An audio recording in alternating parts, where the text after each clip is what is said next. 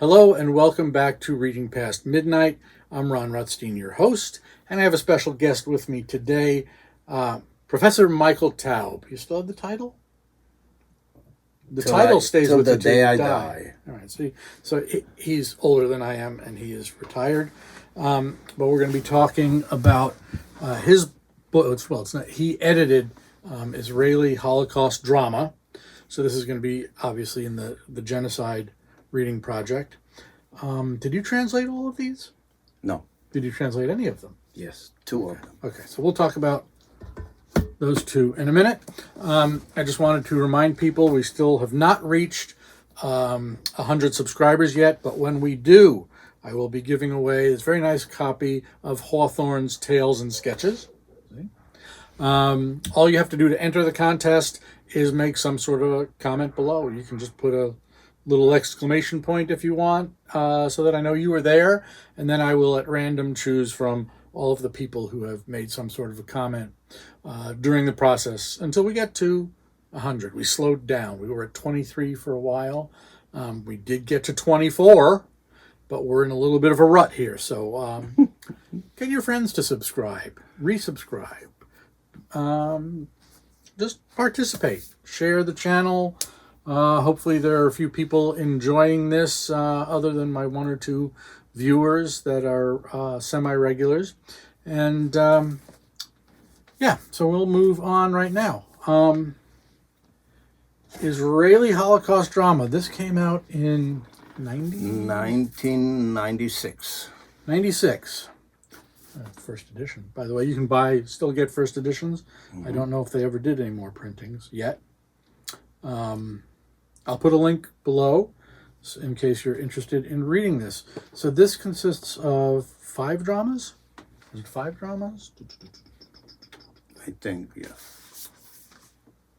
1, 2, 3, 4, 5. Yeah. And so we've got Leah Goldberg's Lady of the Castle, Aharon Megged's Hannah Senesh, Ben Zion Tomer, Children of the Shadows, Motti Lerner Kastner, and Joshua Sobol Adam. So which ones did you translate? I translated the Hannah Senesh, and I worked on the translation of Kastner. Okay. So that's a joint labor.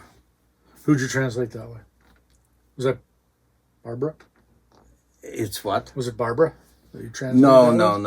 I don't remember, but it was necessary to touch it up a little bit. So. Okay. So it was a sloppy translation, and No, you repaired it, or they repaired it. It was a so-so translation that I made much better. Okay. Because it has been shown and staged, and I have to concede the fact that Motti Lerner is a friend of mine, but that's beside the point. That's all right. You're a friend of mine, and we're talking about your book here because we can still criticize each other. Right, and I twisted your arm to come and join us. Michael and his wife were visiting this weekend and staying with us. We went to Tanglewood last night, and I kind of said, oh, by the way, you're going to be on my podcast here on YouTube discussing Israeli Holocaust drama. And he looked here at we me. are. Yeah, here we are. Here we are. Thank you. I said that he can't ever stay here again if he doesn't agree to do this.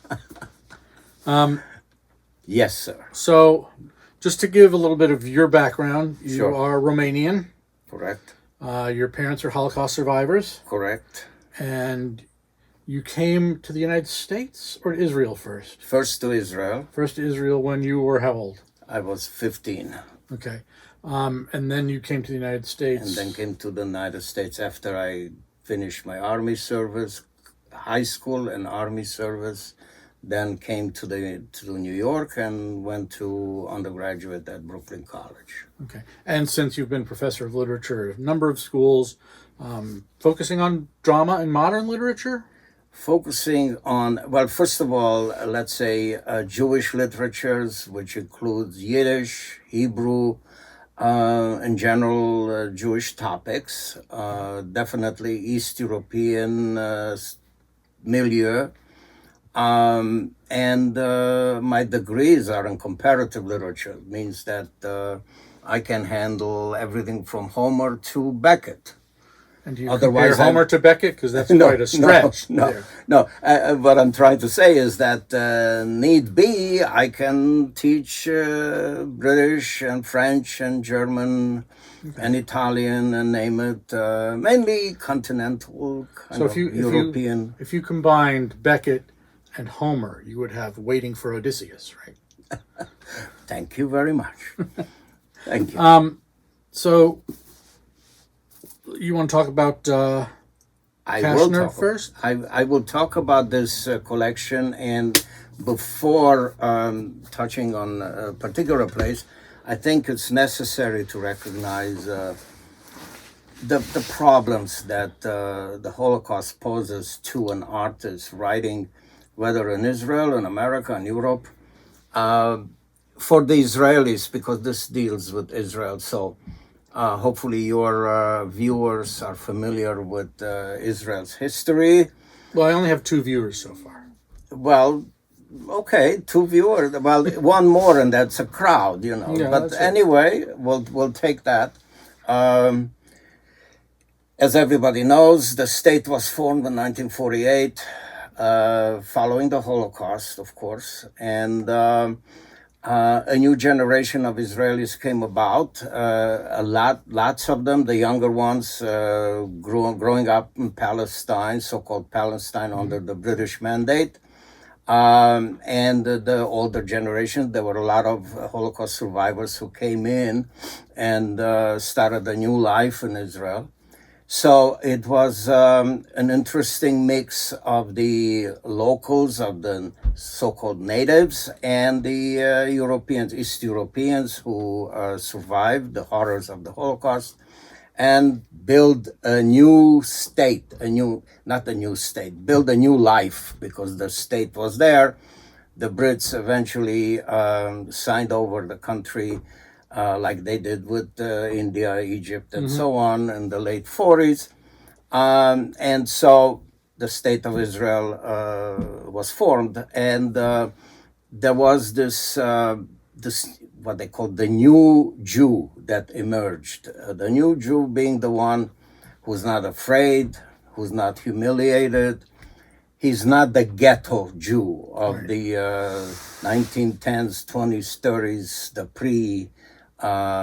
pre-state era, which the new Jew, the new Israeli was looking at with a certain degree of both pity, but also contempt, because, you know, we, when I say we, Israeli Jews, we considered ourselves proud and strong and free, and all that European stuff pre-war was something that we're ashamed of, let's put it bluntly, that we were in that state, you know, of being what they call the ghetto Jew, you know, always bent over and humiliated, and you know, that caricature of the beaten down Jew of Eastern Europe. So there was that atmosphere in this new Israel, this new Jewish state, of glorifying the positive image of the Jew. So that makes sense, right? Psychologically, it makes sense, and so a certain new literature emerges, like the Amos Oz literature that we are familiar with, the Grossman, Amos Oz, the A.B. Hoshua, and so on. A new breed of Jews, you know, untainted by that East European, by the ghetto-ish kind of experience, you know. So within that context, you have to put the literature, especially the drama, because drama is in your face. You can write stuff in 400, 500 pages, but drama, you put it on stage, it's live people, it's right there, they say their lines, and they make an impact, or they disgust you, or they make you feel proud, or whatever. So drama always has that extra dimension of the of the interaction with the reader, well, in this case, the viewer. Okay, so there is that element that you need to. So for dramatists, which drama was very rare and very little within the Jewish traditions. If you're familiar with Jewish traditions, religious Jews, they snubbed drama because it's immoral. It's sort of like 17th century England with the whole. Anyway, so we did not really have a tradition of plays. Right. The only thing that Jewish scholars point to is the Purim spiel, when there is a little bit of a spiel, like really. Which is not, that's more like a fun thing. It's not exactly. Really, it's not like Act 1, Act 2, Act 3, or 4. Right. It's more of a religious pageantry and so on, and the same thing with other religious related. So there is no history of drama, so to speak. So anyway, so they had to create from zero, essentially. Right.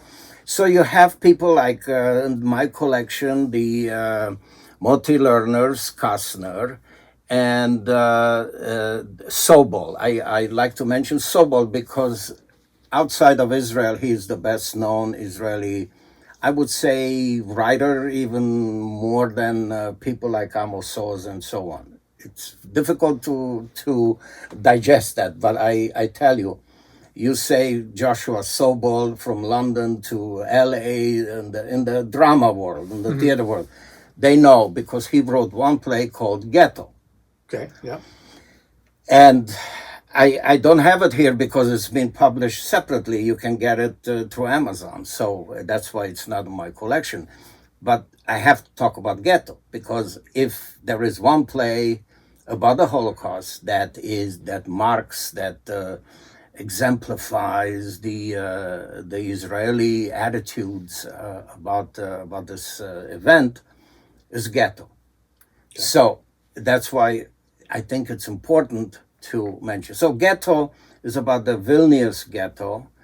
Those who know a little bit about the Shoah, the Holocaust, know that Vilnius was a big Jewish center like Warsaw and Lodz and a few other East European cities.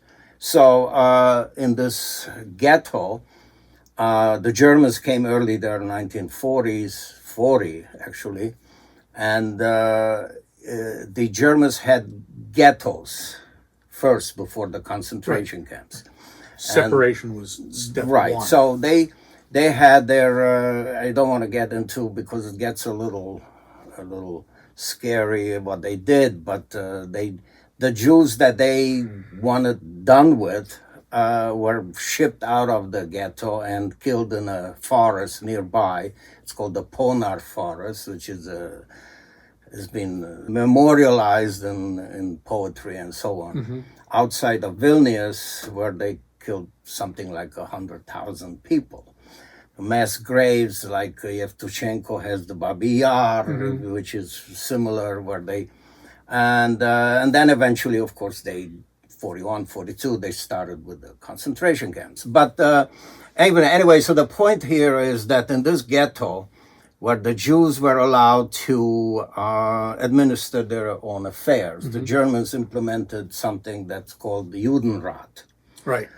Which is to give the appearance that, you see, the Jews are, they have their own kind of mayors and chief of police. It was all for show. Oh, obviously, they were getting orders from the Germans, of course, we know. But so there was, in this ghetto, there were two characters. There was the head of the ghetto, a man named Gantz, and the librarian of the ghetto, whose name escapes me now. But the two of them were of very different camps. Gantz was a Zionist. The librarian was a liberal socialist. Okay. So you have to know a little bit about the history of the Jews in Eastern Europe. There were Jews who were proposing that Jews get integrated into Europe in a socialist, egalitarian, free, liberal way, and become like the other nations of Europe, small and big, and so on. That's okay? all right. My phone. Yeah, that's fine. My phone was just beeping at me. Oh, okay. I can edit that out. Okay. The other side. I mean, to put it a little crass, there were all kinds of shades of things, but the other side was the Zionist element, which said, no, the Jews are not welcome in Europe. The Jews have been persecuted since the Inquisition, and before that the Crusades, and just the whole history of Europe is one big river of blood, Jewish blood. Okay, and therefore for us to wish that they change and they embrace us and they give us full equality and full rights and so on is a myth. It's not going to happen. Therefore, we need to put all our efforts in a new place called Palestine, which we can go and settle there and build and eventually become a state. They weren't saying that it's going to happen tomorrow or whenever. They didn't know the Brits are going to, what's going to happen to them. This is before the Second War. So there were these waves of young people coming from Eastern Europe to Palestine to settle there. And so there was a nucleus there already. They had their own, they were building new places, they were building kibbutzim, and they were working towards, having a state. So Ben Gurion comes to mind and all that, the early Zionists. So these are the two forces that are at play in this ghetto play. Whereas Gantz is saying we have to do everything possible to get the young people of the ghetto, the young Jews, to survive this and thrive and somehow make it through this nightmare. Obviously, they had no way of knowing that Hitler has a plan of annihilating all Jews wherever they are, however old they are or young they are. Okay. Right. So anyway, so he was advancing this theory that in ghetto, in the darkest of days, where people were dying all the time and so on, by the thousands and so on, we have to have art, theater. And that's what attracted Sobol so much to this. It's all based on true facts. So in the darkest of periods in Vilnius, in the ghetto, they were showing plays, they were reciting poetry, they were teaching Hebrew to kids, they were teaching in Yiddish, they were singing and dancing, and the whole thing, like to give this image, to portray this, we are alive. We are not just lying down and dying. Whereas Kruk is his name. Kruk, who was the head of the library, was like, no, this is wrong. We have to condemn this kind of shameless, like, people are dying. He had one big line. He says, "You don't do theater in a cemetery." You don't do theater in a cemetery. And that was his slogan, and it's immoral. He was playing the moral card that we should not go down this slope. And I mean, there were Jewish women who were prostitutes, and there were dancers, and they were doing stuff with the Nazis to survive, okay? Right. And he was saying, no, we can't do this. Anyway, so this clash between the two of them is an interesting one. And there's the Nazi officer in charge of the ghetto is not such a terrible guy. I mean, he was in charge of the ghetto. He actually wanted the ghetto to continue as long as possible because the alternative, the Russian front. So what people don't realize is these Nazis, they didn't want the ghetto liquidated. Right. They wanted it to keep going because they have a job, right, and they'll survive the war, especially after 1940, after the Stalingrad debacle and in 1943 and on. Anyway, this is happening around 1944. And it was clear that the Germans are losing and so on. And let's just stay alive. That's the main Right. thing. Anyway, so I have a little anecdote, and then you can ask more questions. But because this play could take us a whole week too. There is this Jew.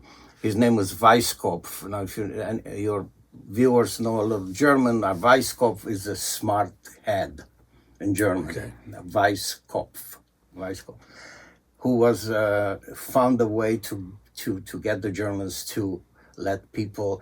He started a new business in the ghetto. Okay, He was a businessman. He started a new business, and so one time the German officer approaches him and said, "Hey, Weisskopf, what's the difference between partial annihilation and total annihilation?"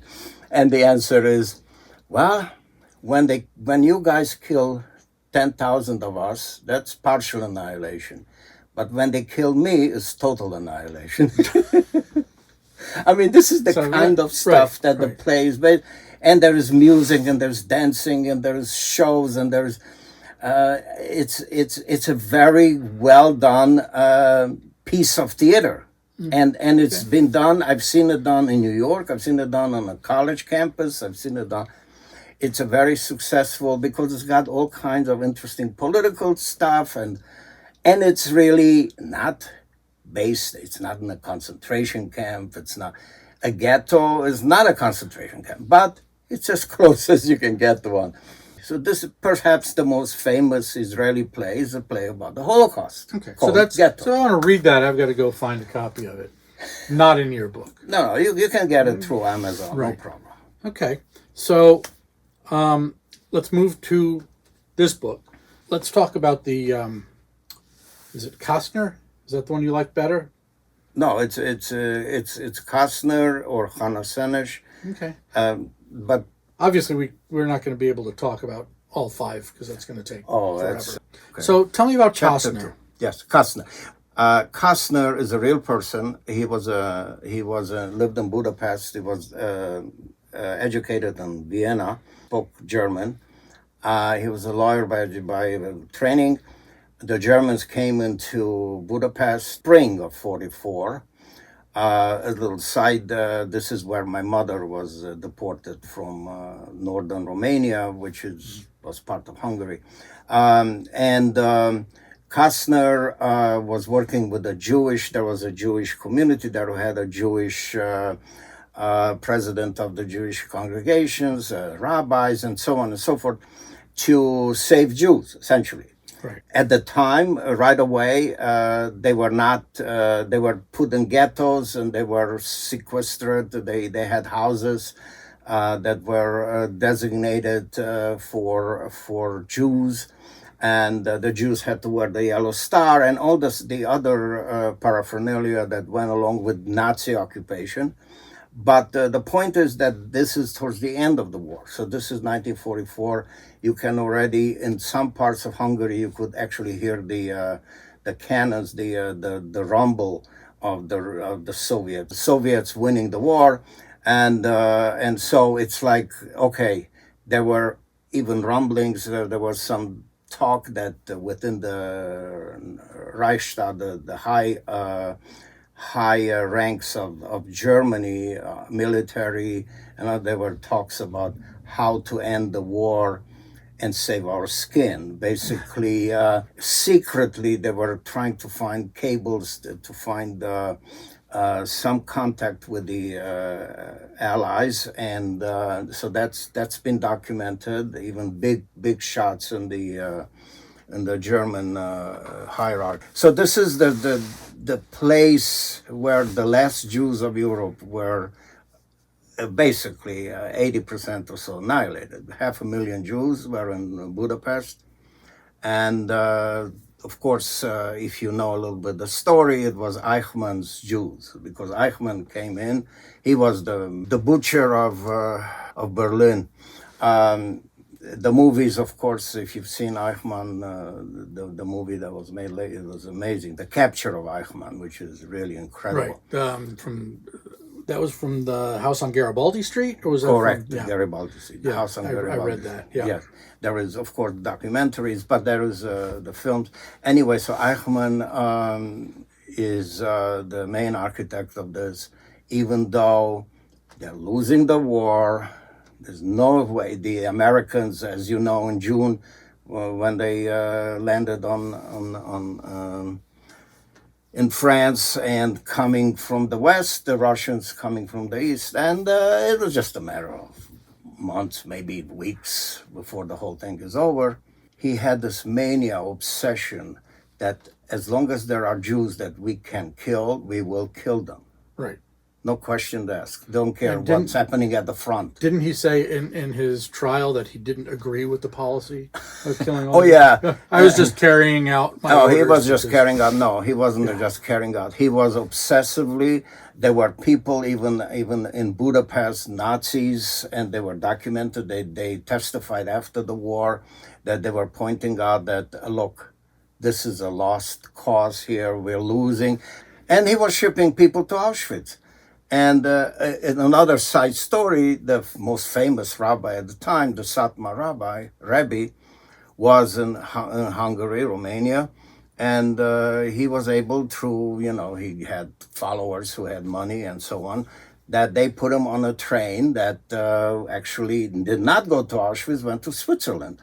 And that's how the Satmar Rebbe became one of the biggest dynasties. And if you go to Brooklyn, you know what I'm talking about, but right. they're the Hasidic communities in Brooklyn. Exactly. Kastner, back to Kastner. Kastner is a complicated figure because he was morally corrupt.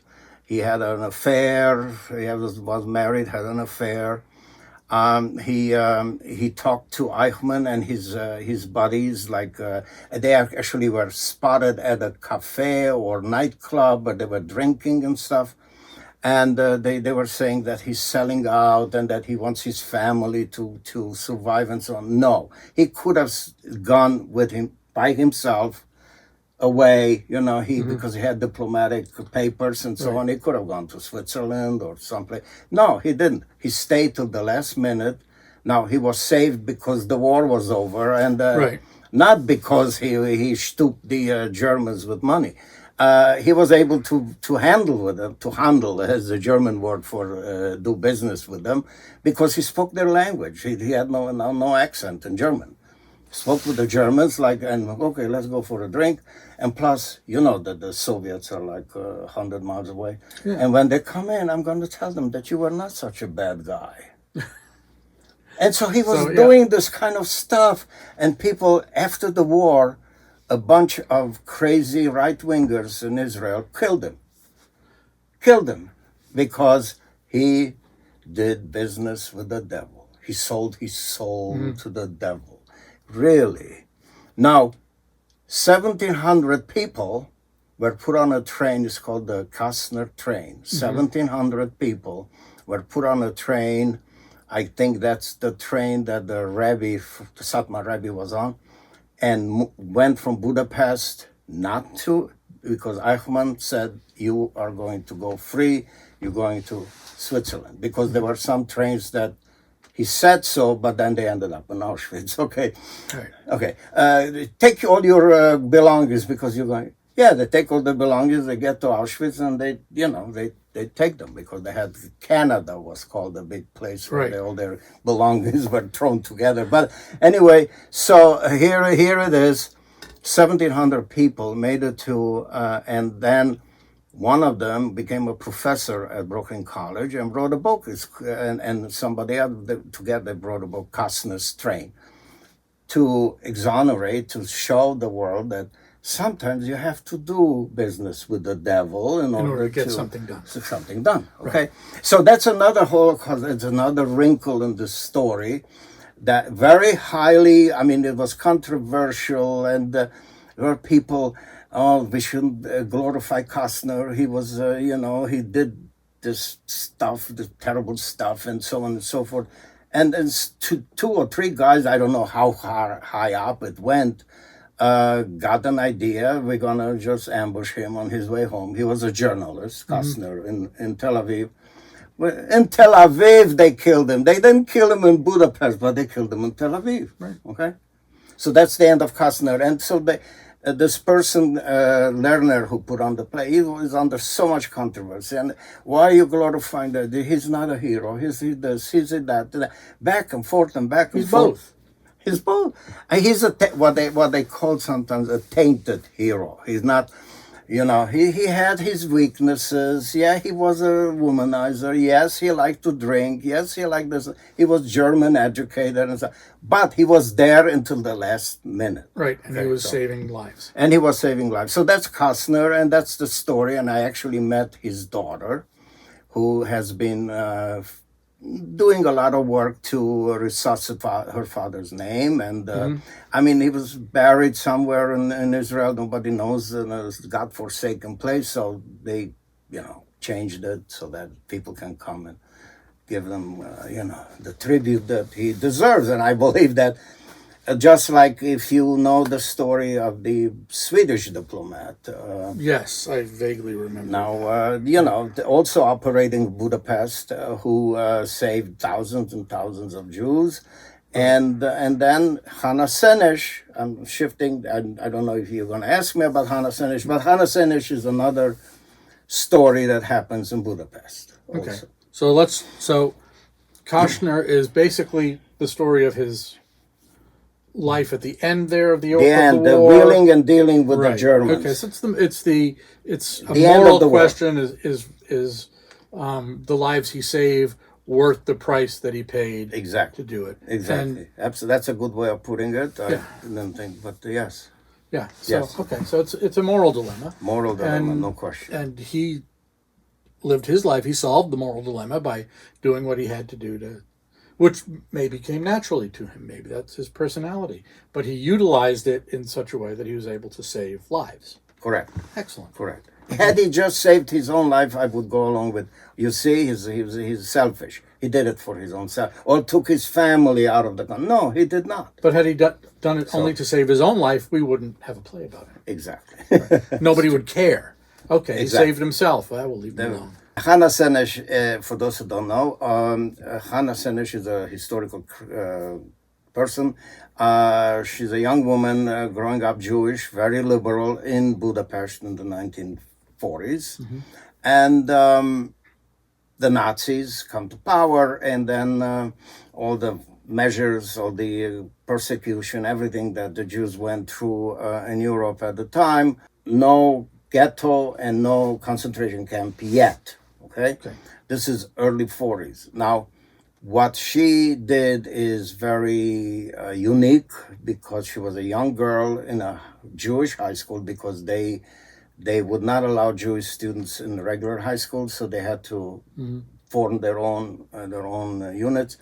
She decided at the age of 17 that she is a Zionist and that Hungary was not her home. And even though she was an excellent student of literature and her father was a dramatist, ironically, and, very integrated, assimilated Jews in Eastern Europe and Budapest, which if people know, it's a very worldly kind of, like Vienna, like Berlin. And so anyway, with all that, she took it on herself alone to join the Zionists and to emigrate to Palestine.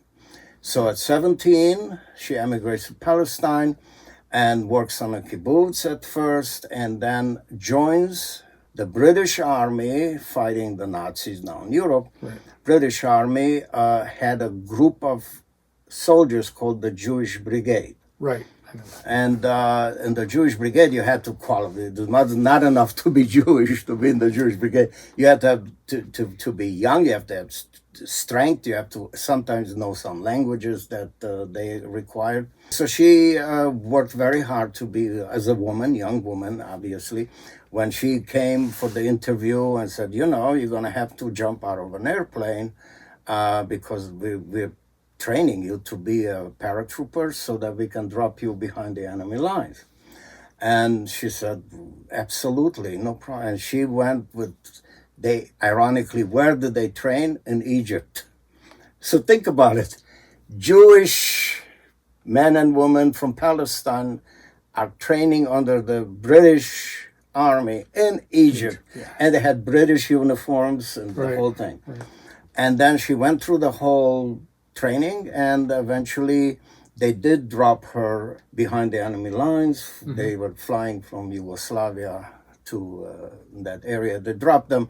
Tragically, she was captured by the Hungarian police. Not the Nazis, but the Hungarians, who were friends of the. Obviously, they were working with the Germans together. Yeah, but they, so they captured her, tortured her, wanted to know all the secrets. She had military secrets, all kinds of. They wanted to know that the British were putting people in various places to spy on the Nazis, in occupied territory.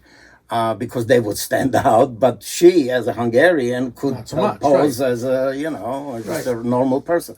Anyway, so the Nazis were very, jumpy, eerie about this kind of influence. First the Hungarian police, and then the Nazis. In short, she refused to give them any information, and they even brought in her mom, who was behind in Budapest at the time. Her father had passed away earlier. But her, poor mom, who was haven't heard from her daughter in months and months, suddenly they come and say, your daughter is here in Budapest. She said, no, she's in Palestine. And they bring her to a room where she's all beaten up and scars and blood. I mean, it's awful.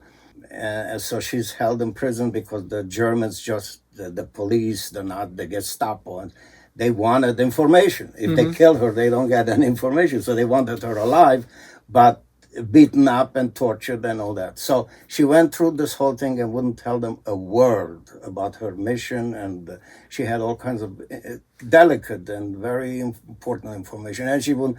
So they eventually they executed her. And it was 3 weeks before the Russians came into Budapest.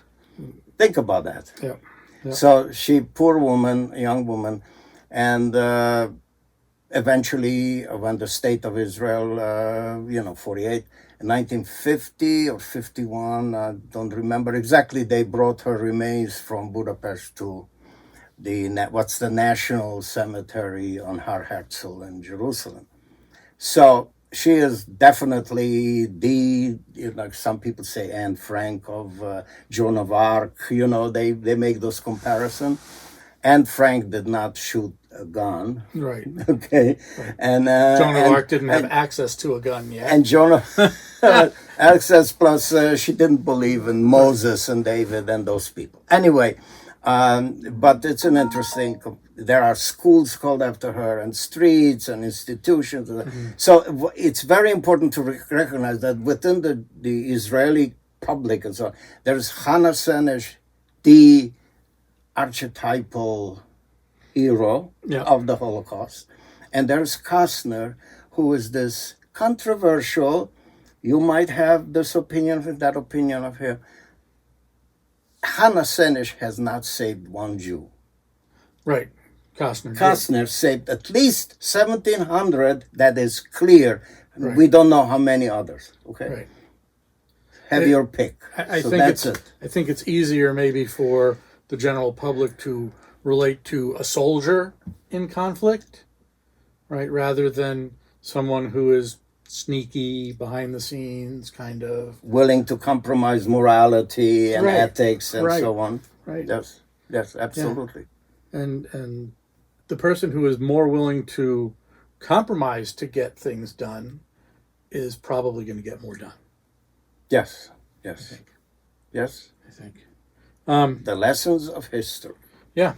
Two very interesting plays, very nice contrast of people. I'm going to wind it up now, this one. Thank you once again for joining us here at Reading Past Midnight. I'm Ron Rutstein here with Michael Taub. Please remember to like and subscribe to the channel, as that helps us grow the channel. And Leave a comment below. Do you want to hear us talk about the other plays? There are 3 more plays in this collection, or do you want to maybe hear something about Michael's other collections of modern Israeli drama? And we can maybe talk about that. So again, leave something in the comments and let me know what you're thinking. And you will automatically be entered in the giveaway. And if someone wins the giveaway and absolutely doesn't want the Hawthorne book, then, I'll substitute something else for you. I'll give you a couple of options so we can maybe make the giveaway a little flexible to make it more of an enticement to help us get to 100 subscribers. Once again, thank you very much. My major accomplishments that I was assistant professor at SUNY Binghamton, and then they took you out and shot you for being a Jew. And then they kicked me out, and I was at Vassar, I was at NYU. Oh, I was at NYU too. What is a student? Vassar, NYU, Cornell, and finally at SUNY Purchase. Okay. So those are my major job positions. And Introduction. in terms of books published, this is obviously one. I've done about 4 anthologies of Hebrew drama. I only have one of the other ones. You have the modern Israeli drama. Yeah. But I've done 2 authors that had each an anthology, a collection. So You have you extra don't need copies? to mention by name. What? Do you have extra copies? No, Why not? because it's the kind of publisher that is not very gracious. If they send me a copy, it's like, thank you very much. At the libraries, they send to library. But anyway, a couple of those. And so there are 3 things. There's the Holocaust, which we're going to discuss now. Right. There is separate modern playwrights translated. Yeah, I've got that And one in edited. one of these piles here. Yeah, you have Because you one. gave me that one. I gave that. And also I've dabbled in Jewish films. So I have a book of essays on Jewish films. Okay. So those are the 3 major. I see you have Joseph Rod's book. I like Joseph Rod. Yeah, I just finished up. Wandering Jews? No, I just finished up. I love Wandering Jews, yeah. Which one was it? Radetzky. The Radetzky March, Of course. which I'm going to do a review of here in some point in the future. That is I actually amazing. liked that novel. I thought it was quite good. I read it so many years ago. I have to revisit it. It's his worth. I know, and you're older than I am, so that means Please remind me. you're older than I am Okay, thank you. by 13 years. Now, I see 2 bottles there. Are they to be tampered with, or are no, they you just wanna for drink? show? No, No, it's too early in the day. No, no, I do. So I do my Uncle You Venom's do it. Books and Whiskey channel. I know. And, That's late at night or something. Well, I do it during the day usually. Oh, you do it? Yeah. Not now that you have a day job. I don't think you. Well, no, on a weekend. I do it. Usually do On it the on weekend. Sundays, Okay. but I don't do every Sunday. Is this now And recording or we're Yeah. just talking? It's recording. It's recording, but it's like I said. just schmoozing. Yeah. Okay, go ahead. So those are a couple that I've already done. Usually when I do one, I just stick the bottle up there because I do 2 at a time, and then I grab the next bottle and come down and do that. And what's the criteria for choosing the bottle of the drink? The I've particular either drink? sometimes somebody will recommend something. Okay. Sometimes it's something that I know I like, and I come up with a book to pair it with. And Could you give me an example of what drink corresponds to what book? Just to. I think I saw you a little bit, but I have to confess I didn't spend enough time to. that's all right. So I did Ardbeg whiskey and a mystery by John Franklin Barden, who has used Ardbeg whiskey in one of his stories. That was the most recent one I did. That was actually Simon Winchester recommended that pairing. Oh, He's in the Berkshire somewhere. Yeah, he lives in the area, and he regularly goes to the store that Jen's working at today, and the owner is friends of ours, and we were there, and he and I were chatting Wonderful. for quite a bit. And I asked him, what kind of whiskeys do you like? So beyond the So he told me. professor and so on, has he written? Or? Oh yeah, he's got tons of stuff. Really? He just finished one on knowledge and how we. I think it's not. I don't even remember. No, he's got a name. I'm sure Yeah, people yeah, seek him out by name. He's so he wrote 2 books on the OED, and one was Oppressor and the Madman, and the other was just more of a straight history of what was going on there, rather than focusing on one specific piece of it. Mm-hmm. He's done a lot of geographical kind of writings. His second most recent one, I think, is The Man Who Loved China. And, I think I saw that on some store. You've probably seen it down here in my library, too. I've got a few of his books. Quite like it. It's all nonfiction. Okay. He does not do novels. So I'm going to do my regular introduction here. Hello and welcome back to